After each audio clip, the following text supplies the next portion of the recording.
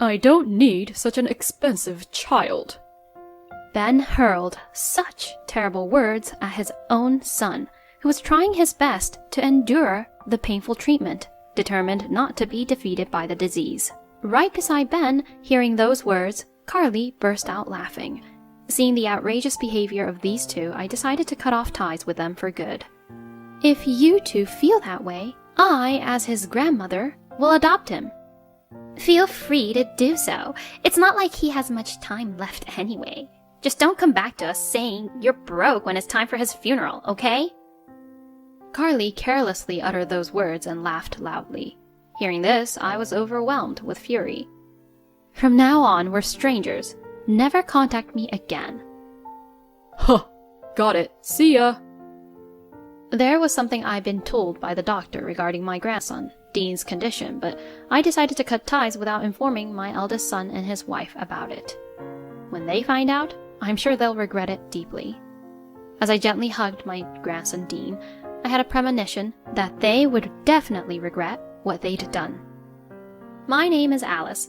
I'm 65 years old. I don't work and I live as a housewife. My husband passed away 8 years ago, and now I live alone. It was lonely at first, but I've gotten used to it. With my husband's inheritance, my retirement fund, and my pension combined, I can live a nice, peaceful life. I have a son, and his name is Ben.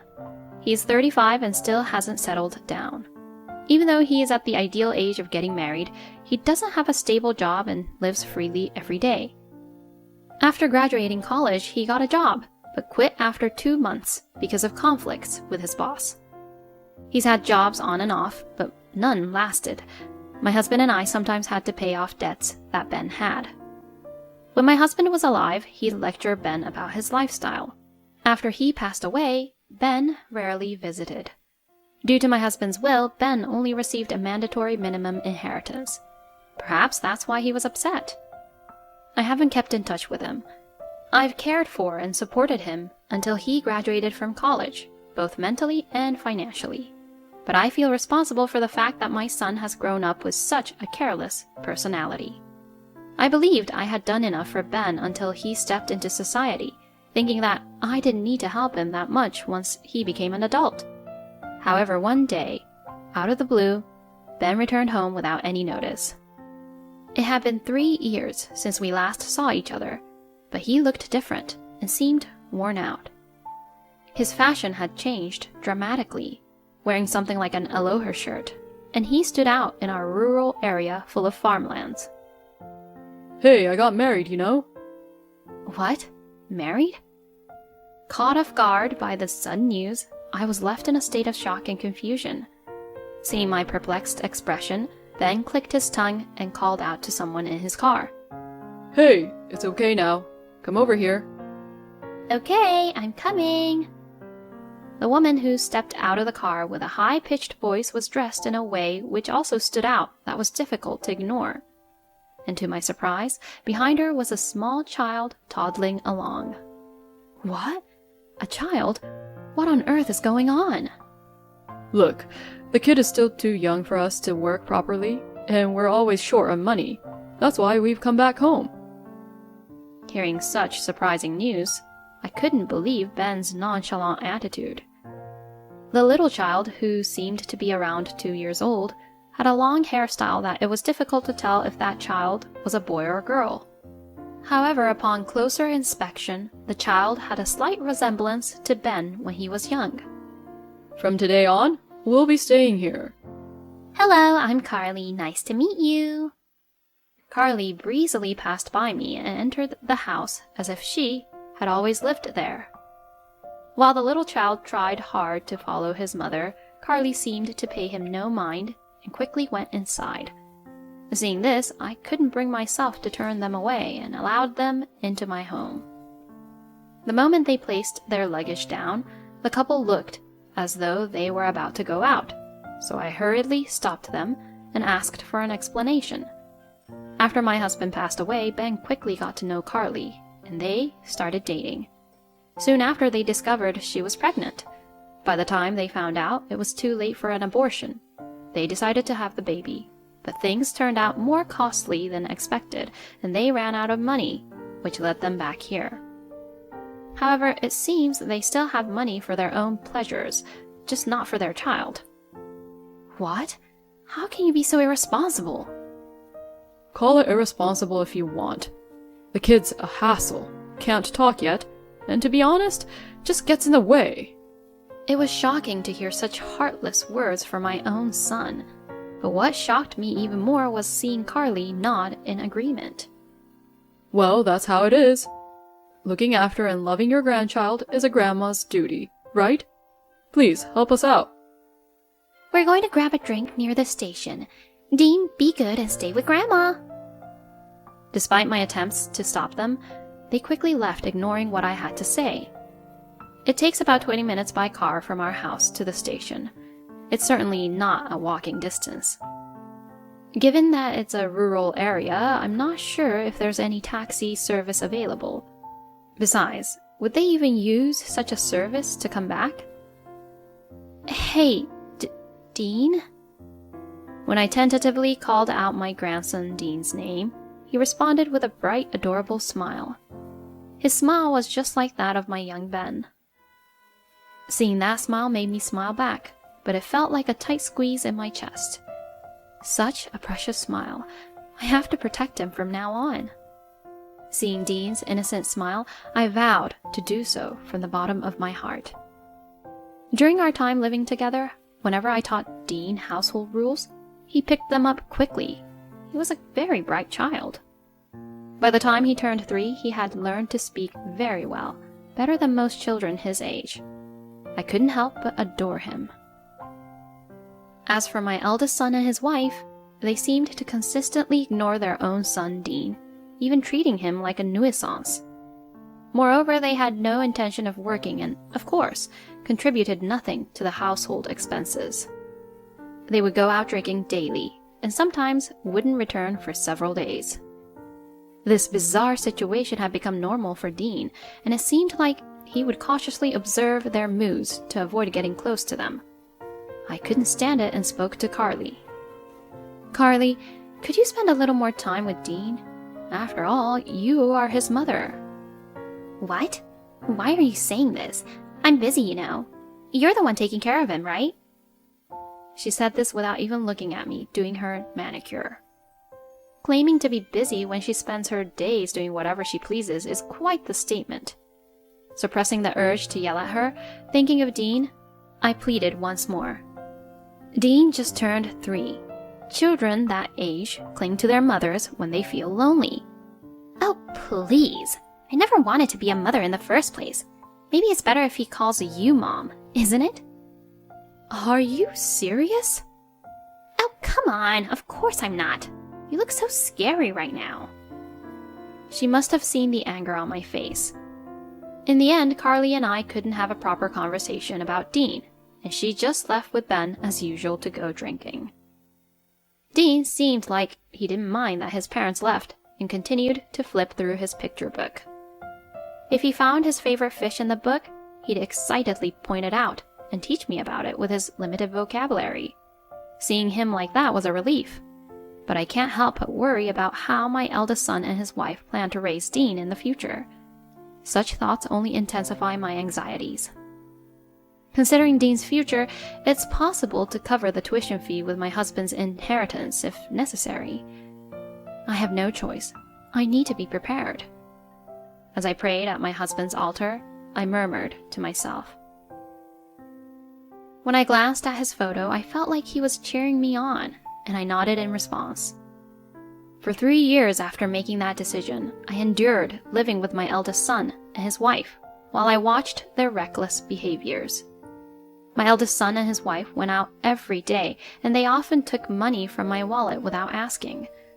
Of course, I took care of Dean during that time, and there was hardly any conversation between him and his parents. Dean grew up rapidly, and one day, just before his elementary school enrollment, a tragedy struck. Hello? Are you Dean's grandmother? Dean has been taken to the hospital. Can you come immediately? On my way back from receiving adoption paperwork from the city office, I received a call that Dean was taken to the hospital. It took 3 years of living together, multiple visits to the city office, and finally an opportunity to adopt Dean was being given to me. I thought I could finally separate him from them. But what could have possibly happened? Holding back my emotions, I headed to the hospital where Dean had been taken. Upon arriving and hearing the details, the doctor mentioned Dean would need to be admitted. I was confused and asked for clarification. "Doctor, what's wrong with Dean? What's the problem?"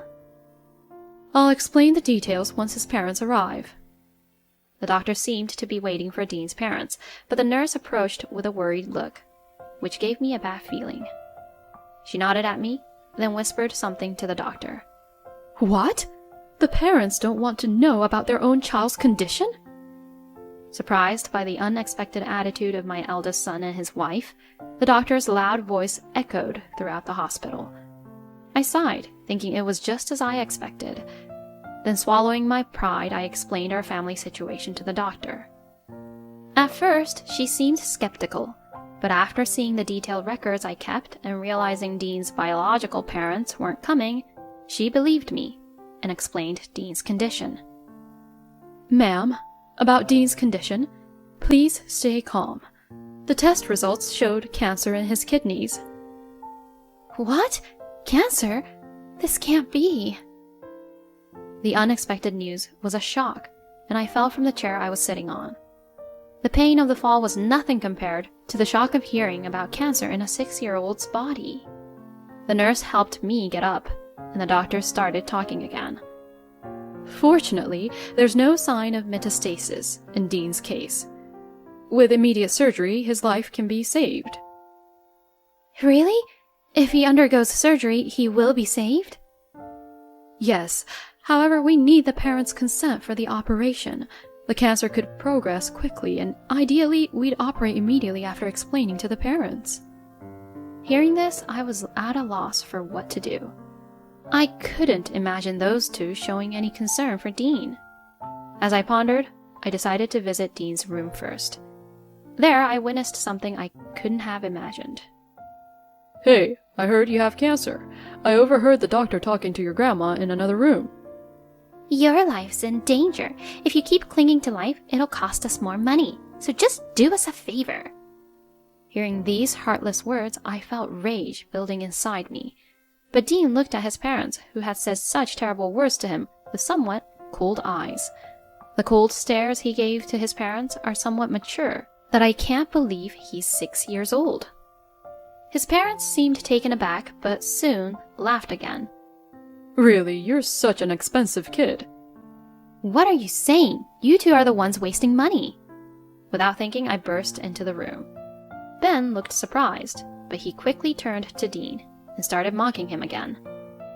We don't need such an expensive child like you. Ben was hurling such cruel words at his own son, who was bravely facing his illness. And next to Ben, his wife, Carly, was laughing hysterically. Witnessing their outrageous behavior, I decided to cut ties with them forever. If that's how you feel, I, as his grandmother, will adopt him. Go ahead. He won't live long anyway. Just don't ask us for money for the funeral. Carly would say such a terrible thing and laugh out loud. Hearing this, an indescribable rage surged within me. From now on, we are strangers. Don't ever contact me again. Got it. See you then. Actually, I had been informed by the doctor about my grandson Dean's medical condition, but I didn't share this with my eldest son and his wife and decided to cut ties. When they find out the truth, I'm sure they'll deeply regret the choices they made. As I gently hugged my grandson Dean, I had a premonition that they would definitely regret what they'd done. I told Dean everything about his cancer and the upcoming surgery. I explained to him not to worry about the money and requested him to go through with the operation. Dean, I want you to live. I know the surgery might be scary, but you will definitely recover. I'll be right beside you. Grandma, if you're with me, I'm not afraid of anything. I'll go through the surgery and the treatment. I promise. Seeing Dean trying to smile and trying not to worry me, even after enduring such harsh words from his own parents, I hugged him tightly. I also explained to him about the adoption process I had been preparing for. Dean seemed a bit worried about the adoption at first, but he accepted it. That night I discussed the adoption with my eldest son and his wife, who were drinking at home. They always said they didn't want a child since they cost money and seemed to not really like Dean. To kick them out of my house, I decided to offer them a substantial amount of money for them to stay away from us forever. Without hesitation, they signed the adoption papers and showed no sign of regrets or attachment towards Dean. Rather, they looked like they were in a good mood about having access to the money I gave them, and quickly left the house. And during the talk, they didn't even glance at or speak a word to Dean, who was ill. Seeing their lack of responsibility as parents saddened me, but I was relieved that one source of pain for Dean was now gone. Soon after, Dean underwent surgery, which thankfully was successful. Being young, he recovered quickly and was soon on track to be discharged. Doctor, thank you so much! Congratulations on your discharge. I'm glad. If you ever feel something's wrong, come see me right away. Yes, understood. During his hospital stay, Dean became close to his doctor. He hugged the doctor in gratitude. Once back home, Dean laid down on his bed and said, Grandma, thank you so much for allowing me to have the surgery. "Oh, don't mention it. I'm your parent now, and it's what parents should do. You must be tired today. Get some good rest." Okay, I'll take a short nap. Dean quickly fell into deep sleep, snoring lightly. Not long after, there was a call from the hospital. Oh, did I accidentally leave something at the hospital? I quickly answered the phone call from the hospital. Hello, sorry for the sudden call. Actually, someone from the TV station came to the hospital and they really want to meet Dean. What? A person from the TV station? Why Dean? I was completely puzzled, and my mind was filled with questions. After listening carefully, it seems that during Dean's hospital stay, he became friends with a writer who was there for an interview. That writer apparently wrote the stories that Dean shared on the internet. And those stories were well received by the public, which led to discussions about turning them into a movie. I was utterly surprised. I hadn't known about this since Dean had talked to the writer outside of my visiting hours. If it becomes a movie, Dean won't act in it, and of course, they won't use his real name. But since it's his story, people who know the context might recognize that it's his story. I see. Let me think about it. I'd like to discuss it with Dean too. Wanting to think calmly, I decided to hang up the phone for now. Dean woke up, rubbing his sleepy eyes. When I told him about the call from the hospital, his eyes sparkled with joy. Really? My story? It's going to be a movie that everyone watches? It seems so. They said they'll hide your real name and make the movie. Huh? Why? It's fine. Let them make the movie with my name. What? If they use your real name, everyone will know about your illness and our family situation, you know. Facing my surprised reaction, Dean answered with an innocent smile. Because I want to brag to everyone that I have such a wonderful grandma like you. Oh, Dean. Thank you. I never expected to hear such heartwarming words. Tears welled up in my eyes because of Dean's kindness. That night's dinner tasted saltier than usual, but I felt profoundly happy and fulfilled. The movie preparations went smoothly. While the film wasn't shot using his real name, Dean was introduced as the model for his story. The movie became a huge hit after its release, with theaters being packed, full of people every day. I watched it myself, and even though I already knew the story, I couldn't hold back my tears, seeing the touching scenes of a supportive grandmother and her intelligent grandson trying to survive together. Dean was later invited to many events to give lectures about his story on days he didn't have school, and led a busy life. Wanting to support children of his age fighting cancer daily, he, being an experienced person, also wanted to cheer them on. I did my best to support him. Thanks to the numerous lectures he was invited to, Dean's bank account amassed more than enough for a lifetime. With this amount, he could focus on treatment without financial worries if his illness relapsed. And even if something were to happen to me, there would be more than enough money for him to attend university without any concerns. With these thoughts, I carefully stored the passbook under Dean's name, thinking it would be essential for the future. One day, after such a life had continued, my eldest son and his wife, who we hadn't heard from in about 4 years, suddenly came to our house. From what we could gather, it seemed they had lost a lot of money through gambling and were now in significant debt. As soon as they saw Dean, they approached him with the same sleazy smiles they would make before. Oh, Dean, you've grown so much. It's been a while since we last saw you. Don't you miss your mom and dad? Exactly. We raised you when you were a baby. Don't you think you owe us? Despite having abandoned Dean the moment they learned of his illness, my eldest son and his wife were still as selfish as ever. Facing the selfish couple, Dean gave them a cold look and said, Who are you? At his unexpected words, both Ben and Carly were taken aback, their mouths tightening. Trying not to laugh at their reactions, I stepped in between the couple and Dean to continue the conversation. Excuse me, but who might you be? And do you have some business with my son, Dean? What are you talking about? Dean is my son, isn't he? That makes him your grandson. Ben would say this angrily, but I too looked at the couple with a cold stare. Under my gaze, Ben flinched for a moment, but soon turned to Dean with a pleading tone. Listen, Dean, I messed up. I lost more money than I thought in horse racing. I'm in a really bad situation now. Can you help me out? If I have $50,000, it would be enough. Please? $50,000? That much? I couldn't help but exclaim at the unexpected amount. No matter the reason, a debt of $50,000 from gambling was unthinkable. My late husband and I always warned him against gambling and going into debt, but it seemed Ben hadn't listened at all. The money Dean saved came from the fees he received for giving lectures.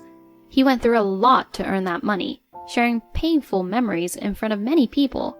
You too can't use his hard-earned money just for your enjoyment. I firmly refused and closed the front door right in front of Ben's face. Outside, my eldest son and his wife seemed to be shouting and complaining, but they were so loud that I called the police. Soon after, the noise died down, and it seemed the two of them had given up and gone home. However, they apparently didn't give up that easily. The next morning, the couple started causing a commotion in front of our house again. Mom, please listen. I've changed my mind and I'm turning over a new leaf. I'm sorry for everything. Please, let me in. Dean, I'm so sorry. From now on, I'll be with you and take care of you properly, so please, let me in. Saying this, they continued to knock on the front door from early in the morning, proving to be a great annoyance in the neighborhood. Despite their persistent noise, Dean continued his breakfast inside. Eventually, he reluctantly went to the entrance. Yet, the unlocking sound of the door wasn't heard. Wondering what was going on, I discreetly checked the situation. Instead of approaching the door, Dean was observing the couple from a small window slightly away from the entrance. Unaware of his gaze, the couple continued to knock desperately on the door. Then, Dean made a proposal.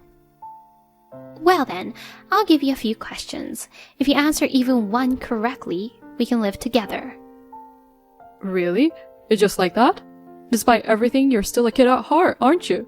What's the question? I'll answer anything. A relieved and cheerful voice came from Ben, who was on the other side of the door. After a brief pause, Dean presented the first question to Ben. First question. Tell me my favorite and least favorite foods. Hey, Carly should know this, right? From the very first question, it seemed Ben had no idea. Carly, who was entrusted with the answer, thought for a moment and answered in a calm voice. Any mother would know that. It's obvious, right? Your favorites are pudding and chiffon cake. And you hate bell peppers, don't you? Hearing their answer, I secretly sighed without them noticing. With a complicated smile mixed with a bit of sadness, Dean once again looked down at the couple outside the window.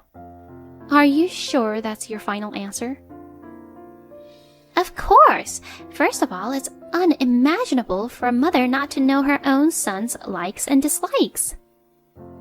A voice filled with confidence echoed from outside, suggesting Carly was certain about her answer. Hearing their reply, Dean laughed heartily. The couple, who never expected to be laughed at, were probably flustered.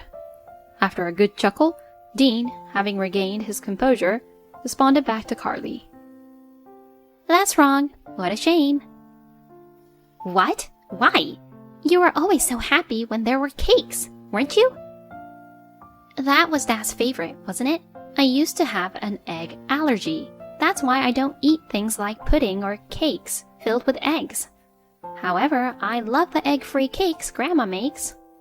Also, I hate whipped cream, but I absolutely love bell peppers. What? Is that true? In fact, until Dean came to my house, he was only given cheap instant porridges and slices of bread. Given such a poor diet, I always wondered how he managed to live like that. However, the reason Dean didn't get sick was largely because of the meals he got at the daycare he attended. The principal, who saw his meals, noticed the change in Dean's condition. Thanks to her, the meals were changed to allergy-friendly meals, and she observed his daily health changes. And when she warned Carly for her careless way of raising Dean, and told her that if she didn't change her attitude, she would report to the Child Consultation Center. Carly then immediately suggested for Dean to stop going to the nursery, and came over and settled in my house. Hey, how long do you think we've been living apart? How would I know that? Then, next question. Please tell me my birthday. Huh? Your birthday? Dean's birthday is actually today. Normally, a parent wouldn't forget their child's birthday, especially not the mother. However, despite this simple question, the couple showed no signs of even trying to answer the question. Huh? Why aren't you answering? It's such an easy question, isn't it? What? Of course I know that. Right, Ben? Isn't it? When Carly turned to Ben, he replied in a panicky voice saying, Of course, I know that obviously. Despite saying this, the two of them didn't seem to know the actual answer. If you don't know, you should just admit it. Even after waiting for about 5 minutes, the two didn't answer. Dean muttered under his breath. From his expression, it was clear he was sad that even his own parents didn't remember his birthday, and my heart ached for him. No, wait, I just had a brain fart. Of course I know it. Yes. It's just that you said it so suddenly. I was so surprised, it just slipped my mind. Can you give me a hint? In response to their stupid excuses, Dean laughed out loud. However, I could see tears forming in his eyes. Feeling very bad for Dean, I quietly moved closer to him and held his hand. He looked surprised when he saw me, but he nodded, wiped away his tears, and looked straight at the couple, saying, Hey, it's normal for real parents to remember their own child's birthday, but you're asking for hints and all these funny things. I've never been celebrated by you two, so it's just as expected. What? After all I did to give birth to you? And this is how you repay me? Shouldn't you be grateful? Carly, looking like she was snapping back, started to get angry. Dean just gave her a cold look. Unable to bear his icy gaze, Carly got quiet. Well, last question. It's an easy one. Dean posed the last question to the couple. I was diagnosed with cancer and received treatment at a hospital. Which organ was affected? It's definitely a question any parent could easily answer. Moreover, they had repeatedly explained about Dean's illness on TV. The couple, who had shown no interest in their son, would certainly know it since it has been featured on TV for several days. However, the answers they gave were unexpected. Wasn't it the heart? Huh? No, wasn't it the stomach? I was so surprised that I even leaned back and looked up at the ceiling, knowing their hopeless situation. Despite Dean's story being a hot topic in the world, I realized for the first time that my eldest son and his wife had absolutely no interest in Dean. Upon hearing this, Dean must have thought I never expected it to be this bad. I felt sorry for Dean. As I watched Dean with concern, to my surprise, he was laughing. Thanks, I get it now. It's worse than I thought. What? What's wrong? Did we miss something? Seeing Dean's unexpected full smile, my eldest son and his wife seemed puzzled, not knowing how to respond. Dean answered with a smile, but his eyes weren't smiling at all. You know, it's kidney cancer. Despite you claiming to be my family, you know nothing about me. The only one I consider my family is Grandma Alice. Excuse me, shouldn't you be grateful? I gave birth to you. That's the point. To me, the only one I can call a parent is Grandma Alice. Oh, looks like my ride is here. Please, don't bother coming here again. Dean left those words to them and closed the window with a bang. Outside, my eldest son and his wife were raising their voices in anger. However, when the police arrived and warned them, they immediately stopped and it became silent. I was worried that Dean might have been hurt by this, but he looked relieved and smiled at me. What I said to them just now, that they're not my parents, is truly how I feel. I've always wanted to call you Mom. I was just too shy to say it. Can I call you that? Of course. Dean, thank you. Touched by his words, I hugged Dean tightly in tears. Mom, you're squeezing too hard. But he hugged me back just as tightly. As for those two, they claimed to be the victims, saying they had lost their son to me. They were saying nonsense, like I was being deceived by him. But everything they've done to Dean is all documented and recorded, including testimonies from his kindergarten days and the parenting diary that I kept. The police reviewed the evidence and dismissed their claims. Still, for the sake of verifying facts, the police did contact us.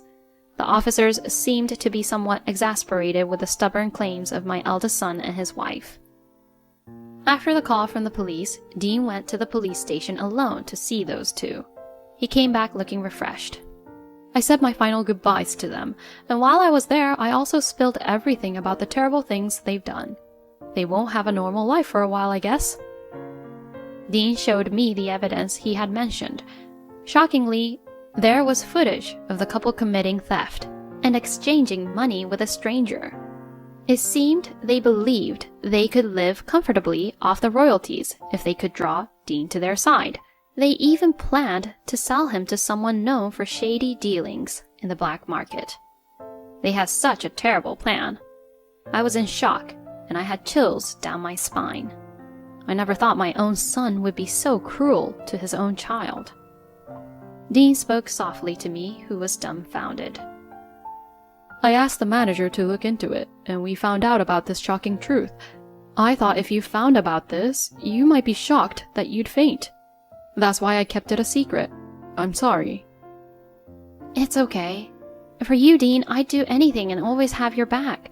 It's even scarier to not know about such terrible truth.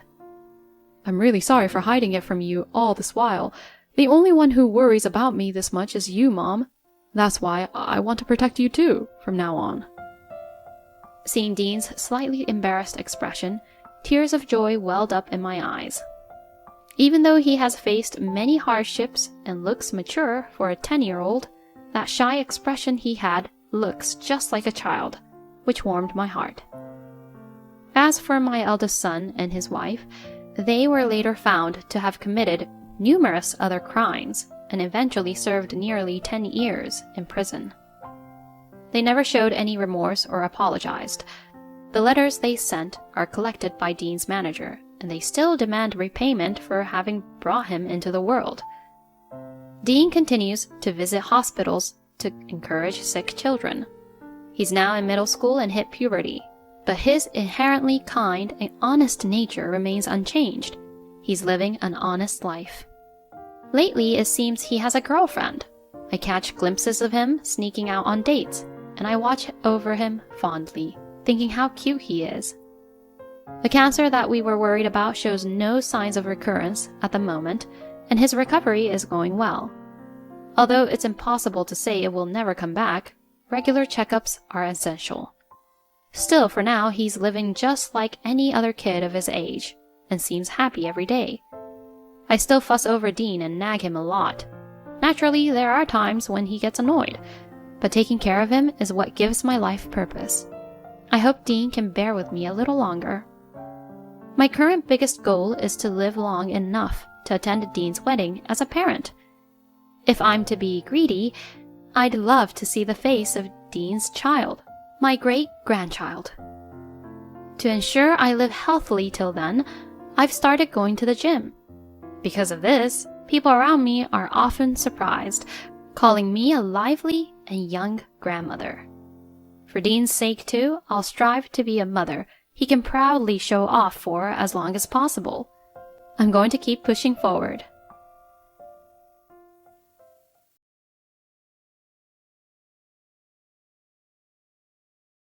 Mom, hey Mom, wake up. I was suddenly shaken awake, my eyes barely open to see my daughter's anxious face looming in my blurry vision. Slowly, I sat up and asked her, "What's wrong? Did you have a nightmare?" "No, Mom, please. We need to run away from Dad now, hurry." With that single word, my groggy mind snapped to alertness. What followed was a shocking revelation from my daughter that left me dumbfounded. My name is Sarah. I'm a 35-year-old ordinary woman who works while raising my 7-year-old daughter, Emily. Our precious gem is not only adorable, but a bit unusual, or rather, has some mysterious aspects. Mom, you're forgetting your umbrella. Despite the weather forecast for the day being partly sunny with clouds, I was stopped by my daughter as I was about to leave the house. "It's fine. There's only a 10% chance of rain today. But Mom, you're going to get soaked. I saw it in a dream. Please take an umbrella with you." Reluctantly, I took the umbrella she handed me and headed to work. Lo and behold, I encountered a sudden downpour just before I was about to return home. I was surprised and came home drenched, only to be proudly greeted by my daughter, whose umbrella was also wet on the stand. "Welcome home, Mom. See, it happened just like I said. Emily has had this slight mysterious power since she was very young, accurately predicting the weather and dinner menus. It might be an exaggeration to call it a precognitive ability, but it's unusual. She sometimes feels out of place because of this, especially when playing with friends, but she doesn't seem to mind. Above all, we, her family, have accepted this as part of her uniqueness, and she's otherwise a perfectly normal, adorable girl. What concerns me more is my husband, Mike, who is the same age as me. We met through a marriage agency. Back then, I was a hard-working career woman, successful but inexperienced with relationships. Urged by my impatient parents, I registered with the agency. It might be odd for a wife to say, but Mike was even more handsome back then and instantly charmed me. Moreover, he was a feminist, and I instantly fell in love. Our relationship quickly progressed with marriage in mind. My husband and I have been married for 10 years this year. He always comes home late these days. Emily is only 7 years old, and she still requires a lot of care. Juggling her care, household chores, and work without Mike's help has been overwhelming.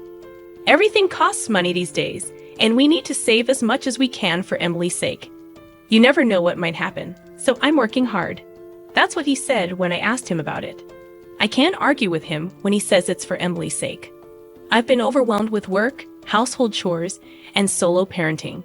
Then one day, Mike came home early, looking extremely tense. Sensing the mood, I sent Emily away before asking, "What's wrong? Did something happen?" "I want to quit my job," he said. It was completely unexpected. After putting Emily to bed, we talked, and it turned out he'd been struggling with workplace relationships and no longer found his job fulfilling, making it a pain to go to work. "Don't blame me, I just can't take it anymore. Once things settle down, I'll find another job right away. Until then, I'll take care of everything at home," he explained. I didn't want him to quit, but forcing him could lead to worse outcomes. Reluctantly, I agreed to his request. Before long, I got serious about my job, and my husband became a stay-at-home dad. His way of doing household chores and cooking was, to put it mildly, a bit sloppy compared to when I did them. What particularly bothered me was the meals. I came home around 9 o'clock at night when my daughter went to bed and ate my husband's homemade food. But there was a lot of fried food, and the seasoning was surprisingly strong, so I always needed water. The first time I ate it, I couldn't help but confront him. "What is this? You didn't feed the same thing to our daughter, did you?" No, I made sure to prepare something with lighter flavors for the kid, and I kept the portions appropriate. I thought you'd appreciate something with a bit more flavor after a long day. Too much fried food, not enough vegetables, and the soup barely tastes like anything. I'd be fine with lighter seasoning for kids, and I wish you'd paid more attention to balancing the meals, I complained. Despite my repeated comments, the seasoning and menu hardly changed. If I tried to leave anything uneaten, he'd say, "I'll save it for our daughter to eat tomorrow." That's a joke. I'd rather eat it myself than let our daughter have it. Reluctantly, I finished my meal, and as an apology, he started offering dessert after dinner. He also began preparing a nightly drink and snack, calling it a nightcap, thinking it would please me. I hadn't been much of a drinker or late-night snacker before, but I couldn't outright reject his kindness. I appreciated his efforts in cooking and his attempts at being a good house husband, so I generally turned a blind eye, enjoying the break from household chores. About 6 months into my role as the primary breadwinner, I finally had a day off with absolutely no plans. However, I felt off from the morning and lay down feeling foggy. Lately, I'd been feeling lethargic, without any fever and suffering from headaches. I fall asleep right after eating. Maybe I'd been overdoing it at work. Luckily, my husband took our daughter out to a nearby large shopping mall, promising to contact me if anything came up. Grateful for his thoughtfulness, allowing me some much-needed rest, I was dozing off. "I'm back." I woke up to the sound of the front door and my husband's voice. I realized it was already evening. I had slept through the day without having lunch since before noon. "Welcome back. Sorry, honey, I couldn't play with you today. Did you have fun?" I asked our daughter, holding a palm-sized character mascot she must have gotten while out. But she nodded quietly, looking down, unlike her usual self. I tilted my head, puzzled by her unusual behavior. "What's wrong? Did something happen? Maybe she's just tired from walking around all day. You should take a shower and rest early, okay?" My husband gently placed his hand on our daughter's shoulder, and she nodded slightly before heading to her room. When she was out of sight, I quietly asked my husband, "Hey, she seemed a bit off. Did you scold her or something?" "No, I didn't do anything. I think she's just tired. Anyway, about dinner." I tensed up at his words. I was frankly fed up with his cooking. "You know I'll cook tonight. I've had a restful day and feel energized." "Oh, okay. Then I'll prepare the nightcap. I even bought dessert as usual," he smiled, lifting a bag that clearly had the logo of a famous cream puff shop. "Let's make tonight's meal low-calorie and nutritious." Later, we had dinner together and decided to sleep together for the first time. Though she smiled when it was just the two of us, I could tell she was anxious and wanted to spend as much time together as possible. "Mom, I have something to say." In the privacy of our bedroom, wrapped in blankets, my daughter whispered in a voice so faint I almost missed it. What is it?" "Please don't drink any alcohol tonight," she said. What could this be? Another instance of her slight precognitive ability? Nodding in response to my daughter's serious gaze, she closed her eyes, seemingly reassured. So before my husband could prepare our nightcap, I went to bed and decided to sleep early. Surely he wouldn't go as far as to wake me up for a drink. If he tries to wake me, I'll just pretend to be asleep. With that thought in mind, I closed my eyes. "Mum, hey Mum, wake up." I was suddenly shaken awake, my eyes barely open to see my daughter's anxious face looming in my blurry vision. I realized I had actually fallen asleep, my vision blurry as my daughter's anxious face came into view. Checking the bedside clock, I saw it was 2 a.m., and I noticed my husband, who should have been sleeping next to me, was absent. Maybe he went to the bathroom. Slowly sitting up, I asked her, "What's wrong? Did you have a nightmare?" "No, Mom, please. We need to run away from Dad now, hurry." That single word snapped me out of my grogginess. What did she just say?